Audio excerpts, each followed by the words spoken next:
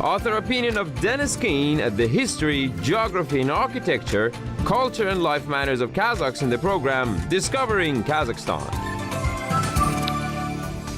On today's program, Kazakhstan's literary heartland, Mausoleums on the steppe, Renaissance men of the 19th century.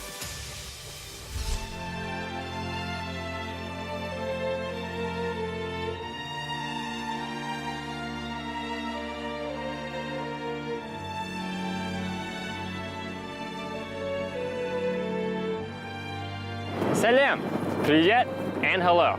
I'm Dennis Kin, and today on Discovering Kazakhstan, we will be discovering the literary heartland of Eastern Kazakhstan. Three giants of Kazakh poetry and literature all come from the same clan, and they were born here in this lonely section of the steppe outside of the city of Semey.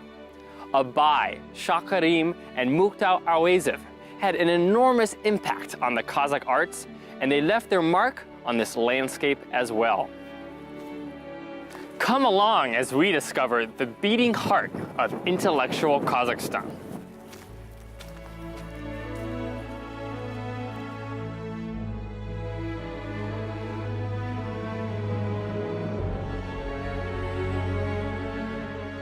Nearly every settlement in Kazakhstan has some kind of town sign on its outskirts, but the town of Zhijibai, 180 kilometers from the city of Semey, may be the only one that's written in Arabic. Zhijibai is home to one of the most sacred monuments in the entire country, the Abai Shakarim Mausoleum Complex.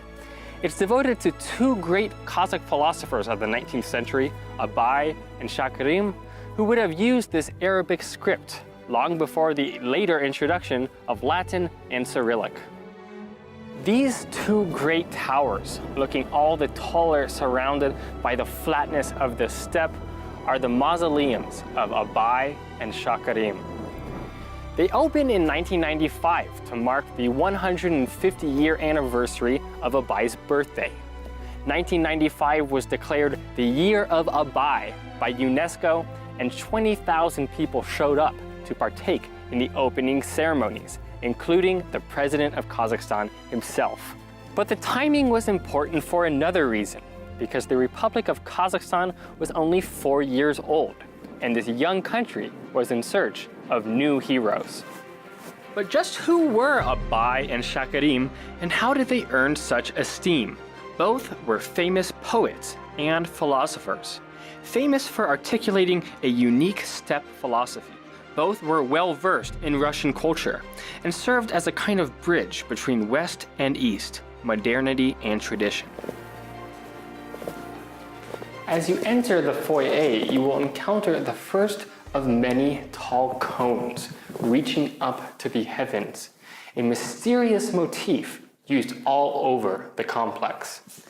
In the corner, we can see the original gravestone that was placed at the Mausoleum of Abai at the initiative of Mukhtar Awezev.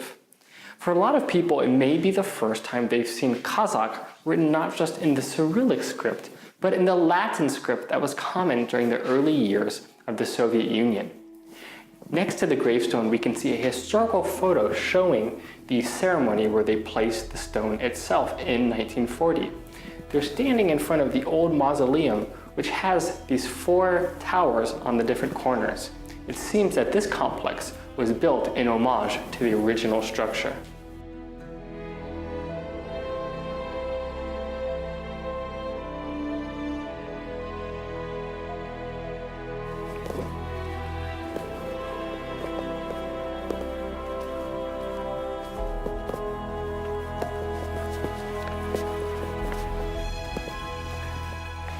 It's a strange feeling entering the complex.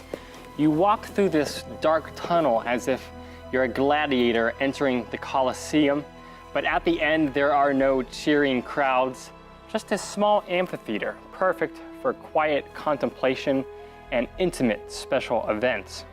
They say that the architects built color symbolism into their design. The black here representing the underworld, the red, the terrestrial realm, and the white, the heavens above, the three levels of Kazakh cosmology.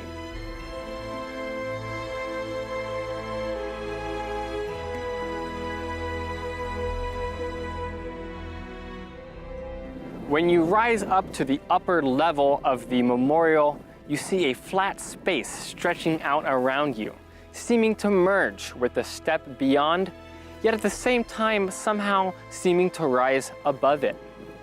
Dominating this flat space are two tall towers, one the mausoleum of Abai, the other the mausoleum of his relative, Shah Karim.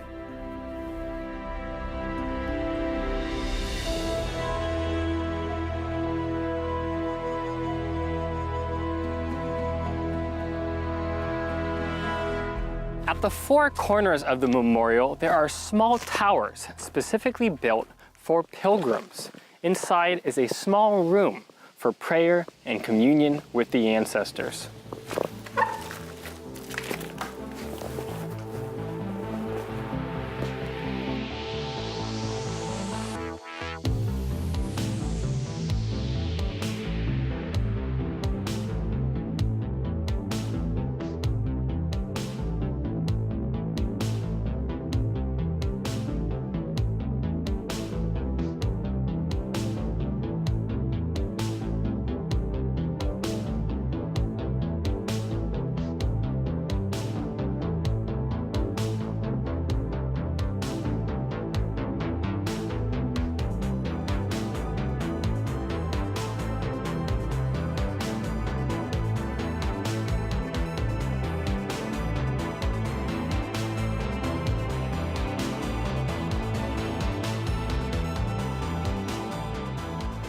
Abai's ancestral home was turned into a home museum in 1945, and since then it remains a kind of time capsule, back to what some people call the golden age of the Kazakh written word.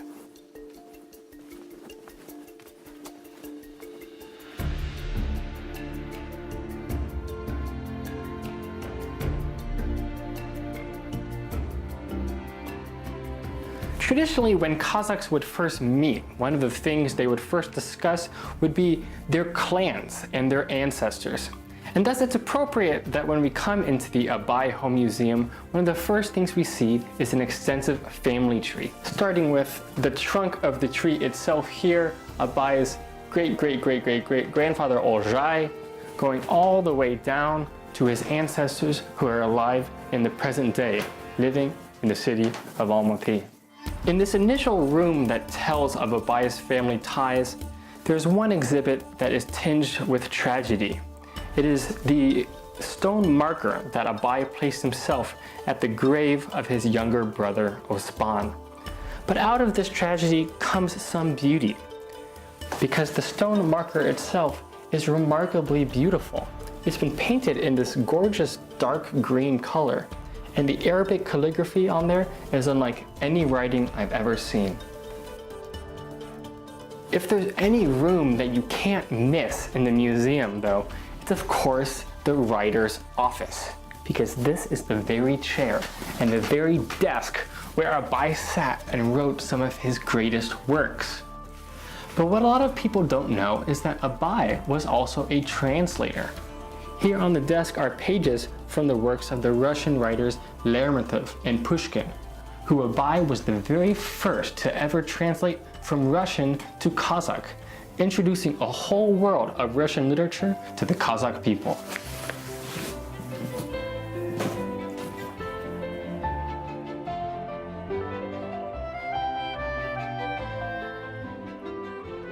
Like any of us, Abai was not perfect. There must have been moments when he was struck with writer's block and he needed to have some kind of distraction. So here in the middle of the office is a table with some of his games. This is a traditional Kazakh game called Tulus Komalak, where these stones are passed around a carved wooden board. Or here is an old board for some kind of checkers, where the pieces are apparently made out of sheep bones. But there's one oddity on this table that is not a game, but was in fact a part of the poet himself, his false teeth.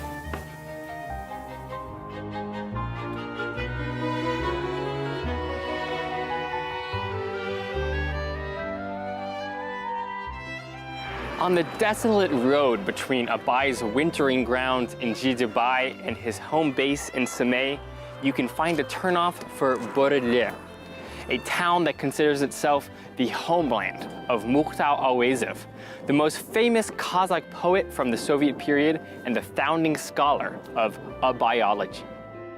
A well-preserved Soviet mosaic made of small tiles in primary colors show the primary tools of the writer, the quill and the book. It advertises the town's main attraction, the Mukhtar Awezov Home Museum.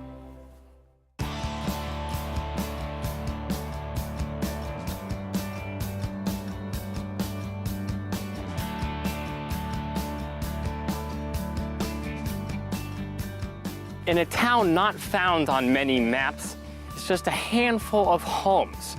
But one of them is the home where Mukhtar Awezov spent his formative childhood years before moving to Semey for his education.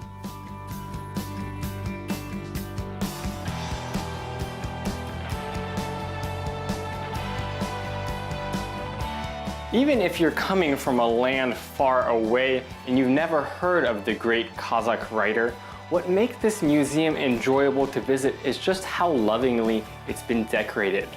In the entry foyer already, we have this wall consisting of a series of beautifully decorated tapestries showing the scenery with which Awezov grew up. And here, a striking bust made of marble. Other rooms in the Awezov house have been set aside for displaying exhibits. But one room has been transformed into a traditional Kazakh winter storage room called a toshala. The centerpiece of the toshala are these 4 logs with these branches coming out of them. It's called an adal bakan. And what this is used for is a traditional form of smoking meat. In the fall, to prepare for the long, hard winter ahead, Kazakhs would slaughter some of their animals. And they would take the meat, hang them on the branches here, and light a campfire in the middle. That smoke would then come up and smoke the meat and allow this meat to be used in the long, hard months ahead. Coming into the first exhibition hall of the museum, even if you can't read a thing in here, you will just be impressed by the beauty of the room itself. From the windows here that have been decorated with these transparent sunscreens painted with watercolor, to these attentively detailed murals that have been put on the wall, to the decorative carpets that are hanging at the end of the room, complete with wolf skins. This room tells of Mukhtar's humble beginnings. They even have an old photograph of the adobe hut where he was born. When he was only 11, the young Mukhtar lost his father and he was adopted by his uncle, who sent him to study at a school in the nearby city of Semey. There he fell in love with sports, and he had the distinction of playing on the first ever Kazakh soccer team called Irmash, the sport apparently having been introduced by a couple of British merchants in 1913. We can see him here in the first team photo. Since he was a young boy, Mukhtar would listen to the stories of his grandfather Awez, who was a friend of the great Abai. And Mukhtar became obsessed with this man and his life and works, eventually dedicating his greatest novel, The Path of Abai, to the story of this great man's life. But these two great figures of the Kazakh word, Abai and Mukhtar Awezov, were tightly connected by the land where they grew up. And here we have a beautiful topographical model that shows us just how closely connected they were. On this end, we have Jijibai, where we went and saw the mausoleum of Abai himself. Just over a small mountain pass, past the monument of Yenukubek, is the very village of Borodle where we stand now. These two men came from the same great land that they call Shungastao. In addition to being remembered as the greatest Kazakh novelist of all time, Mukhtar Awazov is also remembered as being the greatest writer of Kazakh librettos, so that is, the text for Kazakh operas. After he moved to Almaty as a young man, he became involved in this new art form of the Kazakh opera, where performers would wear Kazakh outfits, play Kazakh instruments, sing in the Kazakh language but in an operatic style. Here we can see some various images from these first Kazakh operas that were written by Awazov, including The Legend of Yenlik Kubek. After gaining renown throughout the Soviet Union, Mukhtar Awazov was given a fine two-story home in the center of Almaty, which now houses the second Mukhtar Awazov Home Museum. In this museum, they have a small model of this home where he would go on to spend the later years of his life. One thing I like about the model is that you can see that in the back of the home, he had a little terrace. Still competitive all these years after playing for FC Irmash, Mukhtar installed a pool table on the back terrace so he could play billiards with a cool breeze.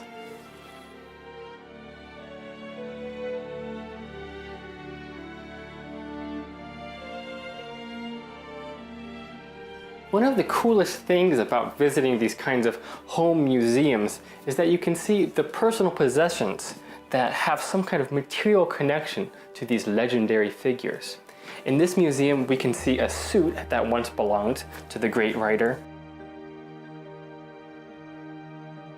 In this display case, we have various gifts that were given to the author, including these amazing shot glasses that were made out of this kind of embossed metal, given to him by the writer Yesengoti Shepkupov. One room of the museum is dedicated to the foreign trips that Awazov took after he became famous. We see a photo of the author standing in front of the Taj Mahal. In a display case, a souvenir that he took home from India, an ashtray shaped like a fish. But one thing that caught my eye was that Mukhtar Awazov went to my motherland. In 1960, he took a road trip across America and even visited the Grand Canyon.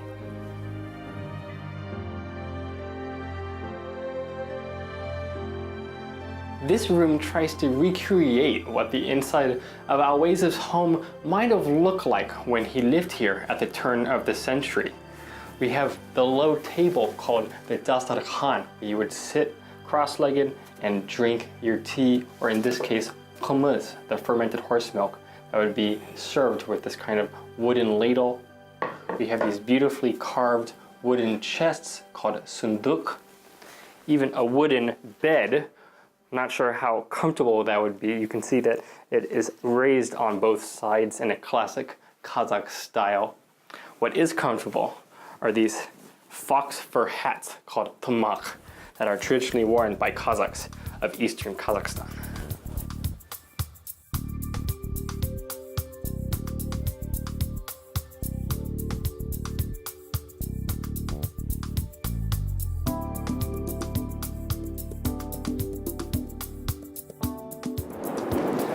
Over a small hill from Awazov's childhood home, you will find a brilliantly white mausoleum dedicated to the memory of his parents, who he tragically lost at such a young age.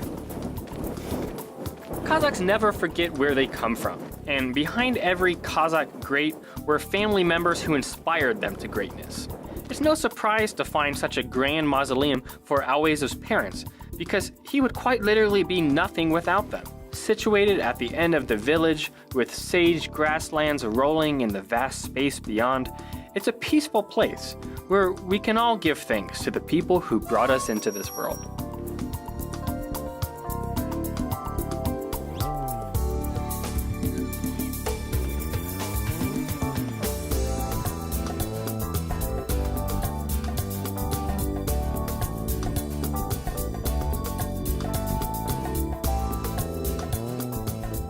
Ever since the Abai Museum opened in 1940 in Semey, it has been the center of Abai scholarship in Kazakhstan. In 1995, a new wing was added with grand arches and a big blue dome, the color of the Kazakh flag. The museum grounds are quite large, also including the historic Ahmed Rizi Mosque, where Abai studied from 1854 to 1859.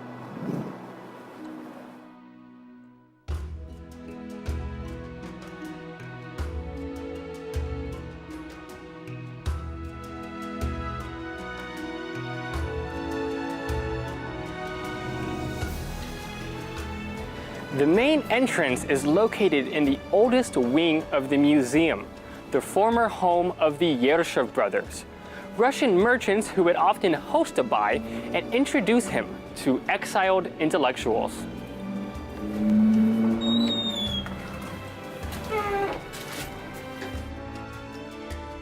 At the entrance to the museum, we're kindly greeted by a plaster statue of Abai himself. And just as in the entrance to the Always Home Museum, there's also a beautiful tapestry that's been put up on the wall. This one, designed by Shamil Kojahanov, shows on one side Western and Russian culture, and on the other traditional Kazakh culture, Abai serving as the bridge between these two civilizations. Incredibly instructional is this fantastically detailed relief map showing the place that they call Ulular Mekine, the land of legends, because this was the homeland to the three greats of the Kazakh language, Abai, Shakarim, and Mukhtar Awezov.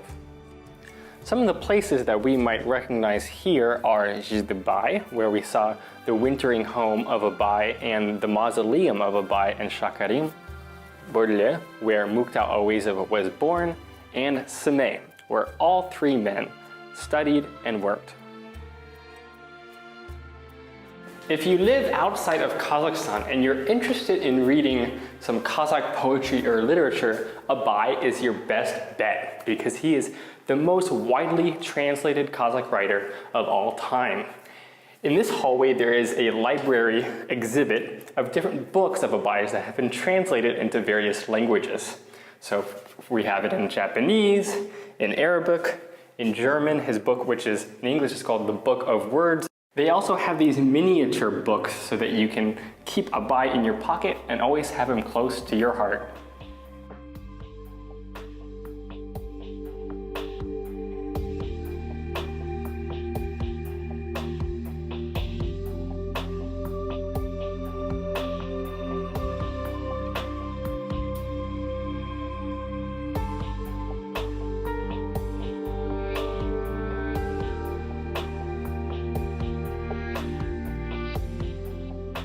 For nomads of Abai's generation, summer was a special time of celebration, when the trials of winter had long passed and nomads would set up their yurts in wide pastures and gorge on fresh dairy products. Jazz, or Summer, was one of Abai's most famous poems, part of a cycle about the four seasons. And there's one room in the museum that is entirely dedicated to this famous poem. We have this beautifully decorated summer yurt. On the walls, a mural showing scenes of summer fun, and planted in the sand here, the fragrant grasses of the summer steppe.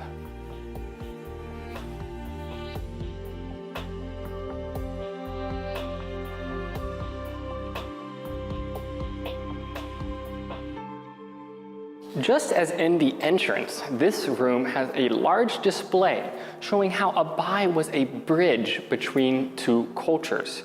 He was enamored of European writers like Lord Byron and Goethe, but at the same time he was a voracious reader of writers of the Muslim world. Abai was a polyglot. He spoke Arabic and Persian and Turkic. At the same time, he could read Russian, and he used these influences to inform his legendary work.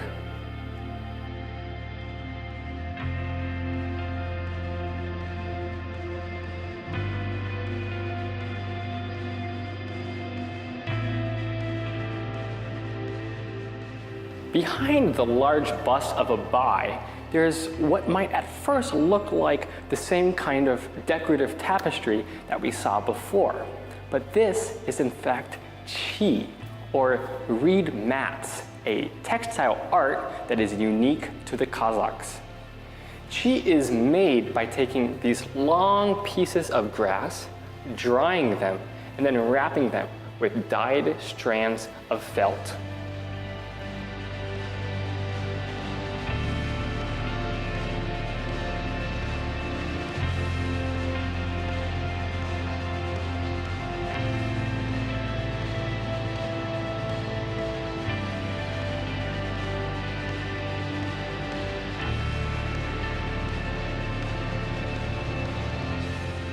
For Abai's 150-year birthday, the museum inaugurated this amphitheater, a 360-degree performance space lined with these unusual green chairs built into the walls. I can imagine Abai himself wanting to perform here, surrounded by adoring fans, serenading them with poem and song.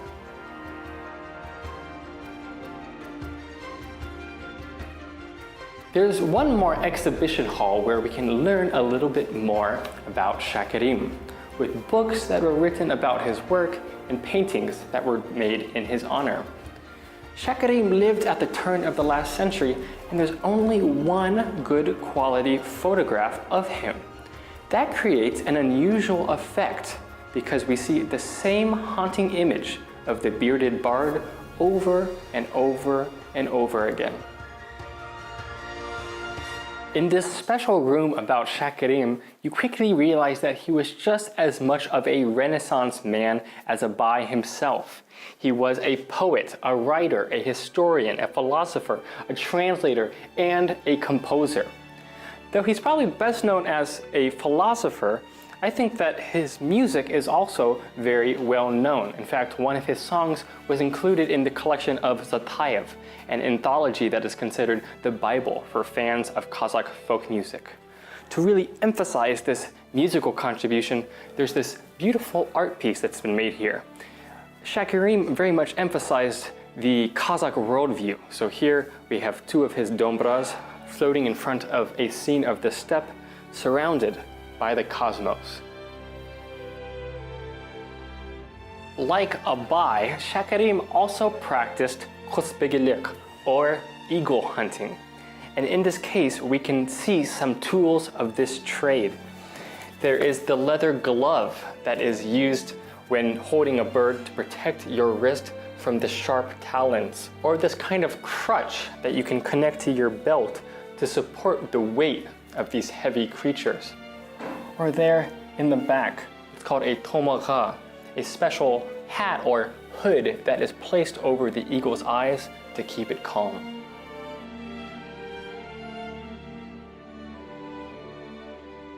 In a room at the Abai Museum dedicated to Mukhtar Awezov, there are three great examples of works that were inspired by this author.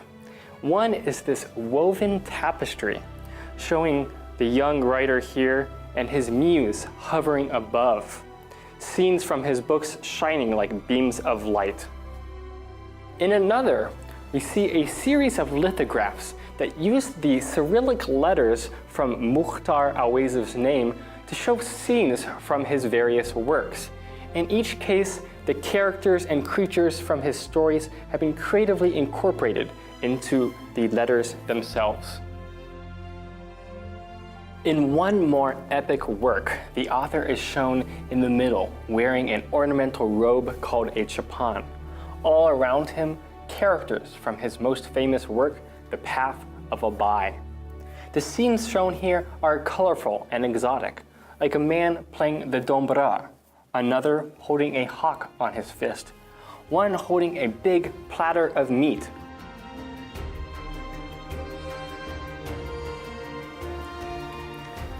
A lot of museum goers like to share their impressions of the place in the museum guest book. Well, at the Abai Museum, you may see the biggest guest book you've ever seen in your life. Look at this beautiful thing that was crafted in Germany and brought here. On the first page is a quote from Abai, of course, but on the next, we have a handwritten note from President Nazarbayev. If you're important enough, maybe you can also leave a note of your own.